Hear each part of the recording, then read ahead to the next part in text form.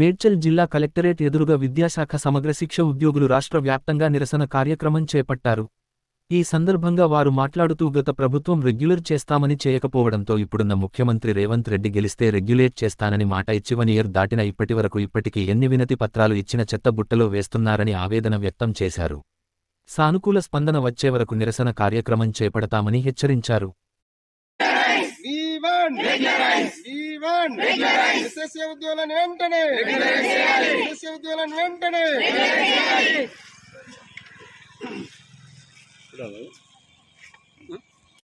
సాధిస్తాం సాధిస్తాం సాధిస్తాం సాధిస్తాం ఎస్ఎస్ఏ ఉద్యోగుల ఐక్యత, ఎస్ఎస్ఏ ఉద్యోగుల ఐక్యత. మన రాష్ట్ర వ్యాప్తంగా నిరాహార దీక్షలకు ఈ సమగ్ర శిక్ష ఉద్యోగ కుటుంబ సభ్యులందరూ కూడా రోడ్లపైకి రావాల్సిన పరిస్థితి ఏర్పడింది. గత ప్రభుత్వంలో కూడా 21 రోజు సమ్మెను చేసి ఎలాంటి హామీలు లేకుండా ప్రభుత్వం నుంచి చాలా నిరాశకు గురై మేము ఇంటి బాట పట్టాల్సి వచ్చింది.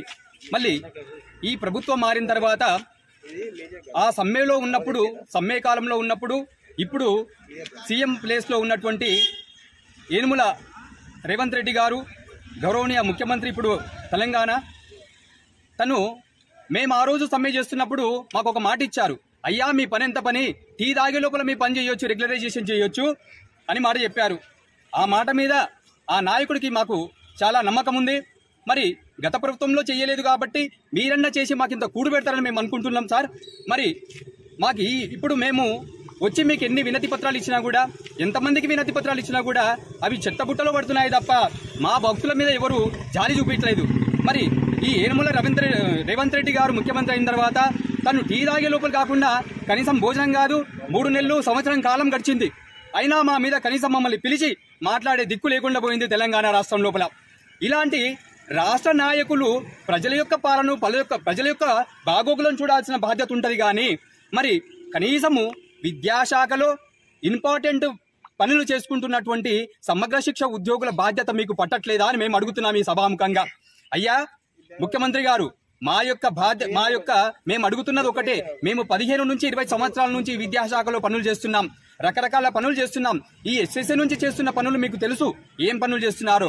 మేము రోడ్లెక్కితే మీ విద్యాశాఖ ఆగిపోతుందని మేము అనట్లేదు, కానీ మా యొక్క బతుకులు రోడ్ల పడుతున్నాయి. మేము ఇట్లా 20 సంవత్సరాలు చేసుకుంటూ రిటైర్డ్ అయిపోతున్నారు, కానీ ఎలాంటి మాకు చిల్లి గవ్వ కూడా అందట్లేదు. కనీసం మేము 20,000తో ఎలా బతుకుతామని మీరు ఆలోచించలేకపోతున్నారు ఎందుకని మేము నాయకులను అడుగుతున్నాం. అయ్యా మీ మీద నమ్మకం ఉంది, ఛాయ్ తాగి అన్నారు కదా, ఛాయ్ తాగేంత లోపల మమ్మల్ని రెగ్యులరైజ్ చేస్తామన్నారు కదా. అంతకాకుండా మీరు సంవత్సరం కాలం తీసుకున్నా సరే మమ్మల్ని ఆలోచించి మమ్మల్ని విద్యాశాఖలను విలీనం చేస్తారని, అంతవరకు మాకు ఎంటీఎస్ ఇచ్చి మమ్మల్ని కాపాడతారని మేము మీకు సభాముఖంగా మేము కోరుకుంటున్నాం సార్. Thank you Vijay. మీరిచ్చిన హామీనే మీరే నిలబెట్టుకుంటారని మాకు నమ్మకం ఉండి ఇన్ని రోజుల నుంచి మేము ఆగడం జరిగింది.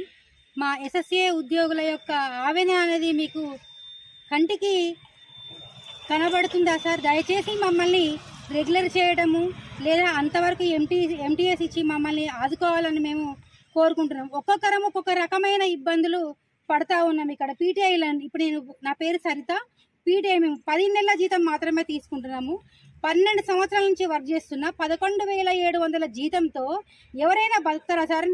దయచేసి మమ్మల్ని ఆలోచించి మాకు కావలసిన హక్కులను, ఆడవాళ్ళకు మెటర్నిటీ లీవ్స్ కావచ్చు, ఉద్యోగ భద్రత కావచ్చు, లేకపోతే ఆరోగ్యానికి సంబంధించిన పాలసీలు కావచ్చు, ఇవన్నీ మాకు హెల్ప్ చేసి మమ్మల్ని మా కుటుంబాలను మీరు కాపాడతారని కోరుకుంటున్నాం సార్. ధన్యవాదాలు.